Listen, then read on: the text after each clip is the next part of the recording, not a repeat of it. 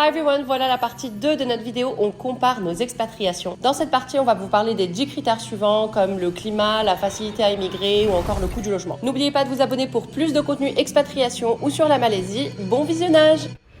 Critère numéro 11, convenience des services. Et ça, c'est mon critère. Ça. Du coup, j'ai une copine à moi que j'avais rencontrée ici pendant la première semaine vraiment où je suis arrivée. Et en fait, elle a fini par aller habiter en Indonésie, à Lombok, donc genre près de la mer et tout. Elle arrête pas d'essayer de me convaincre d'aller habiter là-bas. Je dis, mais c'est mort. Moi, en fait, je suis une meuf de la ville. J'ai besoin que tout soit à portée de main, en face de chez moi. Et ça, je m'en suis rendu compte, je sais pas si tu te rappelles, on s'en est rendu compte particulièrement le jour du Eid. Ouais. C'est-à-dire qu'en fait, on a été invité à la dernière minute à une célébration du Eid. C'était pas du tout prévu. Et du coup, il fallait acheter des gâteaux. Il a pu le faire en face, des boissons, des trucs, il a pu le faire en face. On a tout. Là, on va inscrire notre gamin, notre bébé au bébé nageur, c'est en face. Quand nos gamins sont malades et qu'on les emmène chez le médecin, c'est en face. Toutes sortes de services en fait dont vous pouvez avoir besoin au quotidien sont beaucoup plus facilités, vous trouvez beaucoup plus facilement. Kuala Lumpur 3 points, Istanbul 2 points, on est pas mal, on est vraiment pas mal du tout à Istanbul. La France... Bon. Istanbul, c'est ce que vous allez trouver à Kuala Lumpur en moins fréquent et moins accessible. Moins diversifié, ouais. Exactement. La France, c'est catastrophique. Enfin, je veux dire, à chaque fois qu'on part en France, en fait, on oublie qu'on est en France. Des fois, je dis, ouais, tu peux aller m'acheter tel truc. Il me dit, mais c'est fermé. Je dis, mais comment ça, c'est fermé? Ici, tout est ouvert 7 jours sur 7. Déjà, il n'y a pas de dimanche. Il n'y a pas d'histoire de, oh non, c'est dimanche, c'est fermé. Il n'y a pas. Tout est ouvert 7 jours sur 7. Et au-delà de ça, jusqu'à minimum 22 heures. Ouais. Et après 22h, il y a quand même plein de trucs. Après, il y a tous les 7-Eleven, Family Mart, etc. qui sont souvent ouverts. Les pharmacies aussi qui sont ouvertes le soir. Critère numéro 12, hospitalité des habitants. Je suis désolée les Turcs, venez pas m'attraper. Je vous jure, n'attrapez pas ma veste. Surtout que vraiment, il y a une grosse différence, je trouve, entre les Turcs de France et les Turcs de Turquie. Et ne venez pas attraper ma veste parce que je sais que les Turcs de France sont d'accord avec moi. Il y a une nuance. Les Stambouliotes. Ouais, voilà. Et je parle vraiment uniquement d'Istanbul. Pas très poli. Je vous jure, attendez. Non mais non. Qu'on vienne attraper ma veste, je vous jure, c'est pas grave, j'assume à 100%. Je n'ai jamais vu un peuple aussi aigri de toute ma vie. Je vous jure, les Stambouliotes, mais qu'est-ce qu'ils sont aigris. T'as l'impression que tu, je sais pas, genre, tu les déranges, t'es là, la simple respiration, ça les saoule. Ma théorie est que pour moi, les Stambouliotes ont une image d'eux-mêmes qui est très élevée. En fait, ils ont une sorte de fierté de se dire on était l'Empire ottoman, on était la tête de l'Empire. Et ils se retrouvent en fait aujourd'hui dans une situation où l'économie, elle est ce qu'elle est en Turquie, elle n'est pas folle. Il y a des problèmes de société, il y a plein de choses. En fait, il y a une sorte de complexe de supériorité mélangé à un complexe d'infériorité. C'est un peu, on n'est pas à la place qu'on mérite. Ouais, et du coup, vu que l'économie est basée beaucoup sur le tourisme, il y a en fait cette confrontation. On est obligé de servir des gens qu'on estime être au minimum nos égaux, voire même des gens culturellement un peu inférieurs à nous, parce qu'on était empire quand même. Donc, c'est encore pire quand un grec arrive à Istanbul et que, il y a la Grenade qui monte. Mais à côté de ça, on va rétablir un truc, c'est aussi un des peuples les plus gentils, qui a le cœur sur la main, qui m'était donné de voir. Istanbul, 1 point. Je suis désolée, c'est trop d'aigreur, c'est pas possible. Les Parisiens, ils prennent la 2e place, ça, ils l'ont largement mérité, et ils sont côte à côte avec les...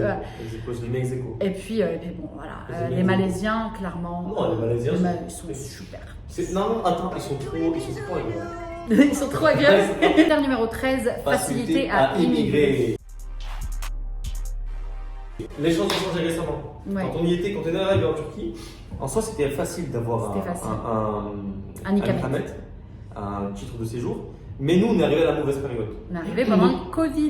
Donc on a galéré, on s'est retrouvé clando, on s'est retrouvé à se faire expulser du pays, à être interdit de territoire pendant 3 mois. D'ailleurs, on avait fait une vidéo là-dessus. Au final, on a fini par passer par un avocat et on a eu un Ikamet pendant 2 ans, ce qui est assez rare. Alhamdoulilah. En soi, c'est pas très difficile d'immigrer en Turquie. Ils ont durci les règles pendant un temps. Et là ils viennent de les réassouplir. Ils ont vu que plein de pays proposaient des visas pour les digital nomades. Aujourd'hui, en fait, vous payez 90 €. Vous faites une demande sur Internet. Vous expliquez, il y a des critères. Il faut gagner un certain montant, il faut avoir un certain type d'activité. Mais si par exemple vous êtes. Ils se sont rendus compte qu'ils avaient tout intérêt à ramener des gens qui avaient de l'argent. Vous êtes auto-entrepreneur ou vous êtes travailleur à distance avec un contrat qui vous permet de travailler où vous voulez. Vous gagnez un certain montant, vous faites la demande, c'est 90 €. Et ensuite vous arrivez sur place, boum, c'est validé, vous êtes parti pour 1 an. La Malaisie, je dirais que c'est à peu près au même niveau. dans le sens où, pareil, il y a un visa digital nomade qui a été mis en place il y a 1 ou 2 ans. C'est pas encore tout à fait au point. Ça prend du temps. Ouais, du coup, c'est pour ça que je mettrai en deuxième place quand même. C'est flou. La France, au-delà de ça, n'en a strictement rien à faire d'encourager l'entrepreneuriat ou quoi que ce soit. Donc la France, clairement, un La point. France pour migrer. Donc la France, 1 point, Kuala Lumpur, 2 points et Istanbul, 3 points. Critère numéro 14, service public, administration, démarche. On va partir du principe qu'on parle pour des étrangers, d'accord? La Turquie, c'est bien fichu si t'es turc, mais par contre, nous, on a eu une très mauvaise expérience avec l'administration turque en tant qu'étranger. Ils sont très désagréables, vraiment. En fait, ils ne parlent pas du tout anglais. Et si vous essayez en fait de parler notre langue, ou alors que vous parlez turc, et un turc un peu cassé, ils parlent très vite patience avec vous. Et Ouais. moi, j'ai une expérience en fait, c'est un notaire. Archi méchant, En Turquie, il faut passer par un notaire pour faire notarier plein de documents. Et récemment, en fait, moi, je suis passé chez le notaire pour faire une démarche. Et je parlais turc, mais un turc un peu cassé. Et donc, pour expliquer la situation, il a fallu que je sorte mon téléphone pour monter la traduction. En fait, je leur ai expliqué la situation en turc. Je leur ai montré le truc. Je leur ai donné le papier et ils m'ont fait faire un test de turc. Ils m'ont fait lire pour savoir si je savais lire le turc. Ils m'ont donné une feuille comme ça. Ouais, en mode on va vérifier que tu sais vraiment ce que tu sais. Est-ce que mais en soi, imagine ça aurait été moi et je parle pas turc, ça ne veut pas dire que je ne sais pas ce que je suis en train de signer. Enfin, ah oui, mais c'est ça complètement n'a pas de sens. Mais et donc ils m'ont fait lire un truc comme ça et je l'ai lu et tout le monde autour, en fait, c'était en train d'halluciner. Les gens en vrai, qui l'administration s'est éclatée partout. Ouais, Quoi. les gens qui attendaient dans le pays, ils leur disaient mais vous voyez bien qui sait lire, faites sur papier. Et ils me font lire. Après ils me posent des questions. Là c'est écrit quoi là? Ben, je lis, ils me disent, ça veut dire quoi? Je leur explique. Et c'était en fait un panneau qui disait que tu n'avais pas le droit de filmer en fait. Je me dis, mais voilà, ça dit ça. Et ça veut dire qu'il y a des caméras qui nous filment. Ouais. Ils m'ont fait ça pendant un moment. On n'a pas vraiment expérimenté ici, non? Non. Non. Si, moi une fois. Quand? Je suis parti payer une amende. Ah oui, c'est vrai. Ouais, comment? ils m'ont fait une remise. Gentil ça. C'est difficile là de classer parce que la vérité, tous les. C'est éclaté. Turquie 1 point, France 2 points et Kuala Lumpur 3 points. Ouais, mais avec une petite réserve quand même parce qu'on n'a pas encore énormément expérimenté l'administration à Kuala Lumpur. Critère numéro 15, accès à la nature et aux espaces verts. Accès à la nature. On peut difficilement faire plus vert que Kuala, je trouve. Attends, accès à la nature, oui, aux espaces verts, moins. C'est vrai que la France a énormément de parcs. En France, à Paris, dans les grandes villes, en fait, il y a toujours des petits espaces verts un peu partout. Ouais, c'est vrai. Quand vous allez, il y a des espaces verts et il y a de la verdure. Après, ce qui est génial à Kuala, c'est que c'est vraiment tropical. Genre, t'es sur l'autoroute, t'as vraiment voilà, plein de palmiers, de la végétation. Quand t'es dans la ville, t'es dans la ville. Il y a beaucoup moins cette culture du petit lopin, en fait, du petit square, en fait, où il y a un peu de verdure. Ouais, c'est vrai. Et ces petits îlots comme ça verts, il n'y en a pas. Kuala Lumpur, c'est une ville construite au milieu de la jungle. Voilà, c'est à peu près ça. Ouais. Et Paris, du coup, c'est trop agréable. Paris, c'est une ville dans laquelle on a aménagé des espaces verts. Ouais. Donc, bon, pour ça, on va quand même mettre 3 points à Paris, 2 points du coup à Kuala Lumpur et 3 à Istanbul. Critère numéro 16, climat. Le climat tropical de Kuala Lumpur est incroyable. Attends, non, c'est pas, attends. Il y a 1 an, on n'aurait pas été d'accord là-dessus. Maintenant, je suis d'accord avec toi. La vérité, moi je suis quelqu'un qui n'aime pas la chaleur à la base. Mais c'est vrai qu'à choisir entre le climat d'ici ou le climat de la France et de la Turquie, le climat d'Istanbul, il est assez similaire à celui de la France, juste un chouïa plus intense. C'est-à-dire que l'été est un peu plus chaud et l'hiver est un peu plus froid. Oui. C'est vraiment juste ça. Avec des belles chutes de neige. Voilà, des grosses chutes de neige. Mais sinon c'est comparable. Honnêtement, c'est assez comparable. Ici, en fait, ce que j'ai appris à aimer de ouf ici, c'est vraiment la prévisibilité. C'est-à-dire qu'il fait chaud toute l'année et il fait la même température globalement toute l'année. Il fait à peu près 30 degrés toute l'année. Et en fait, c'est génial parce que tu réfléchis jamais à comment tu vas t'habiller. Par exemple, là, j'ai acheté des vêtements à mon gosse de ses 6 mois à ses 2 ans et j'ai pu prendre que des vêtements d'été et j'ai pas à me dire « Ah tiens, peut-être que ça va tomber sur la mauvaise période. » Non, il fait chaud toute l'année, c'est génial. La pluie est costaud, mais moi, j'ai appris à l'aimer. La vérité, j'adore ce climat tropical. Honnêtement, il est génial. J'ai appris à aimer la foudre.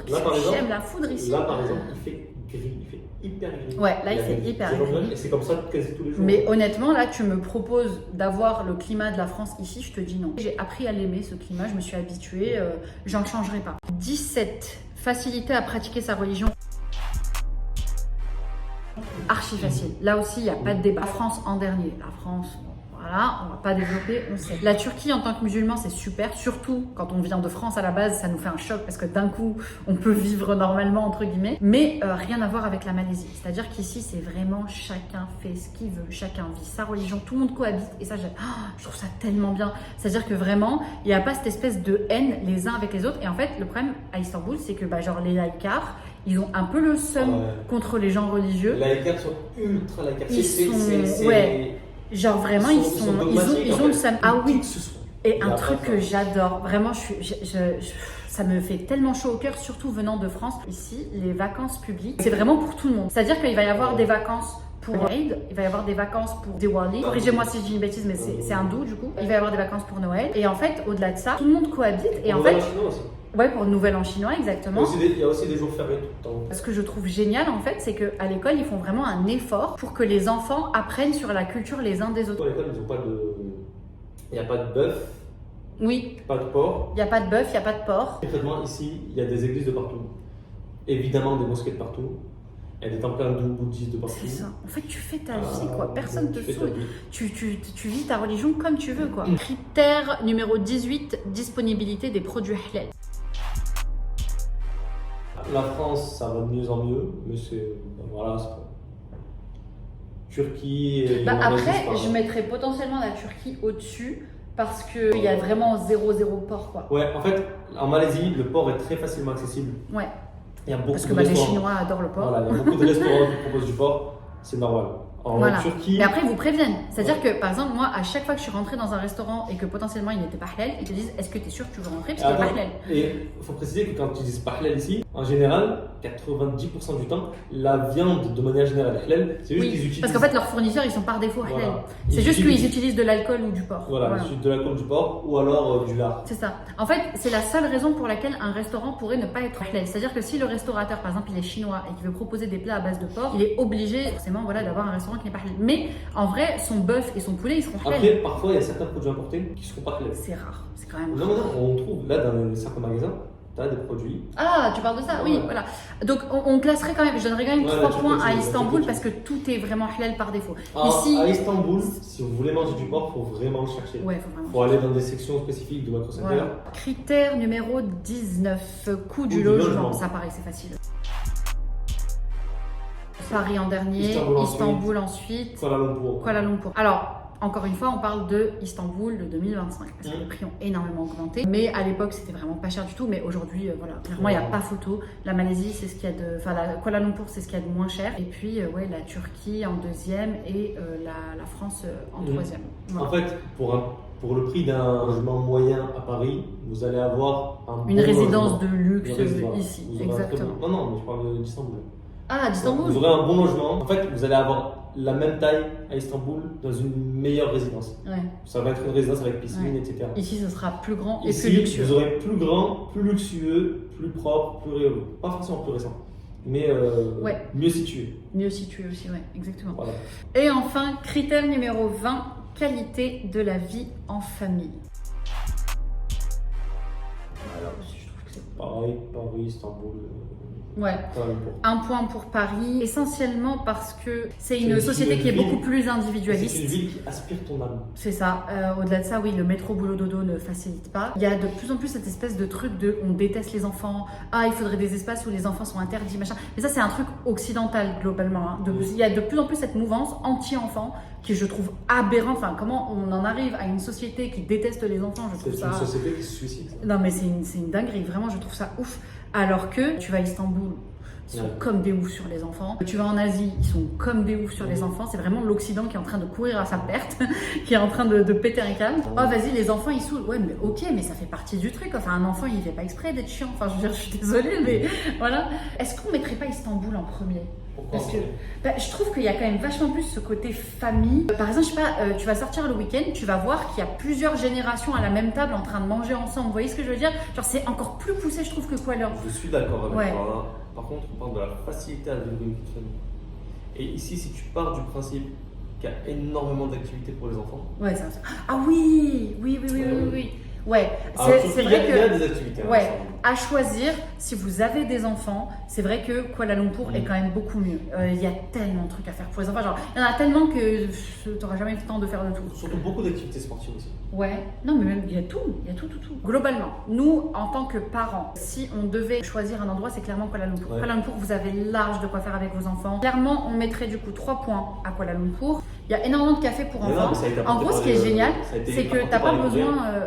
Ouais, même tes enfants, s'ils sont pas encore à l'école, genre par exemple là, mon fils, il a 13 mois, bah, il peut commencer déjà à sociabiliser sans aucun problème. C'est-à-dire En fait, que quand je peux on l'emmener dit dans un café enfant, pour en fait, enfants, c'est une sorte de café, pour les parents et pour les enfants. resto, Voilà. avec une aire de jeu. Toi, tu te poses, tu te prends une petite boisson, tu travailles tranquille et ton gosse, il est dans l'aire de jeu, tu peux le regarder, c'est-à-dire voilà, il est sous tes yeux joue avec et d'autres enfants. il sociabilise avec les autres enfants et c'est magnifique. J'ai vu C'est qu'il y en avait trop de drôle. plus en plus qui ouvraient en France, mais ça reste encore C'est- balbutiant. C'est trop drôle à voir parce que c'est des enfants de plein d'âges différents. Ouais. Et il y a des clans qui se font, il y a des disputes. Et toi, tu es en train de siroter en fait ton Et tu vois ton thé, enfant dans la jungle et tu le vois comme ça. en train d'essayer de faire sa place. Bon, et voilà pour cette vidéo. Je pense que du coup, elle sera sûrement en 2 parties parce que c'est quand même bien long. Mais le but, c'était vraiment de vous donner voilà, un regard le plus objectif possible Et exhaustif. depuis, exhaustif. Depuis notre expérience, le but c'était pas aussi de faire un truc du style oh la France c'est caca, oh c'est tout pourri, parce que clairement la France ça a des bons côtés, mais ça a aussi énormément de faiblesses. Malheureusement aujourd'hui, Et la France de c'est 2020, pas descendu. ouais c'est ça, la France de 2025, c'est pas la France d'il y a 20 ans. Je pense qu'aujourd'hui s'expatrier c'est devenu un besoin pour énormément de personnes, et au-delà de ça, on voulait aussi être très détaillé dans les critères par rapport aux critères de chacun. C'est-à-dire que nous, en tant que parents, forcément, on va pas aller dans les mêmes endroits que quelqu'un qui est célibataire. Clairement, un des éléments qui a fait qu'on a choisi Kuala Lumpur, c'est aussi pour la vie de famille, parce qu'il y a tellement de choses à Par faire contre, c'est ici. une idée justement sur pourquoi on n'est pas parti à Dubaï. Pourquoi on n'est pas parti à Dubaï? Oui, parce que le plan à la base c'était d'aller à Dubaï et finalement on D'aller à a laissé Dubaï, tomber. Et on a Ouais. fait toutes les démarches. Et on regrette pas C'est d'avoir ça. laissé tomber. Hein. Vraiment, avec le recul, aujourd'hui, ça fait 2 ans qu'on est là. Et heureusement en vrai, je vais même pas dire heureusement qu'on a pris cette décision, parce que heureusement que Dieu nous a orientés. Parce qu'à vérité, c'était vraiment un truc de dernière minute où on avait une sorte d'instinct comme ça de se dire non, faut pas qu'on aille à Et Dubaï. pourtant, on est résident émiratis. Et pourtant, on est résident à Emiratis. On avait tout fait. On avait toutes les démarches. On avait ouvert une boîte sur On va place. s'y installer demain. On a. C'est ça, on a tout ce qu'il faut, mais voilà, à la dernière minute, on a décidé de ne pas y aller et on regrette pas du tout de ne pas y être allé parce que on vit notre best life ici, vraiment. Enfin, je veux dire, je me suis jamais sentie aussi bien quelque part. La Turquie, c'était génial, surtout après la France. C'était vraiment une révélation pour moi. Ça m'a confirmé que ma place n'était plus en France, mais vraiment, la Malaisie a emmené mon expatriation au niveau supérieur. C'est-à-dire qu'aujourd'hui, j'ai vraiment l'impression d'être à ma place, quoi, pour la première fois de ma vie. En fait, je suis quelqu'un qui se lasse très vite et je pensais que j'allais passer ma vie en fait à aller de pays en pays, que j'allais jamais être satisfaite. Et c'est la première fois de ma vie que je me vois rester 10 ans, 15 ans quelque part. Après, évidemment, on ne sait jamais parce que malheureusement, l'expatriation, c'est devenu tellement changeant. C'est-à-dire que quand on s'est installé en Turquie, ça n'avait rien à voir avec la Turquie d'aujourd'hui. Donc en fait, Exactement. des fois, tu t'installes quelque part, tu adores ton expérience, mais malheureusement, l'expérience, elle change. On avait prévu justement d'y passer 5 à 10 ans. Oui, on pensait qu'on allait passer minimum 5 à 10 ans en Turquie. Et puis finalement, les choses ont pas mal changé. Si vous avez envie qu'on développe certaines parties, qu'on vous montre plus de choses, etc. à propos de la Malaisie, n'hésitez pas à nous les mettre en commentaire. On n'hésitera pas à vous faire toutes sortes de formats. N'oubliez pas aussi de me suivre sur mes autres réseaux parce que du coup, je poste pas les mêmes contenus, notamment sur TikTok et Instagram. C'est vraiment là que je suis la plus active. Et j'ai énormément de contenu du coup que j'ai posté justement sur la Malaisie, etc. Sur la vie en Malaisie. Donc n'hésitez pas à me suivre là-bas. Et voilà, c'est tout pour cette vidéo. Je vous retrouve très bientôt sur CSO.com. Bye.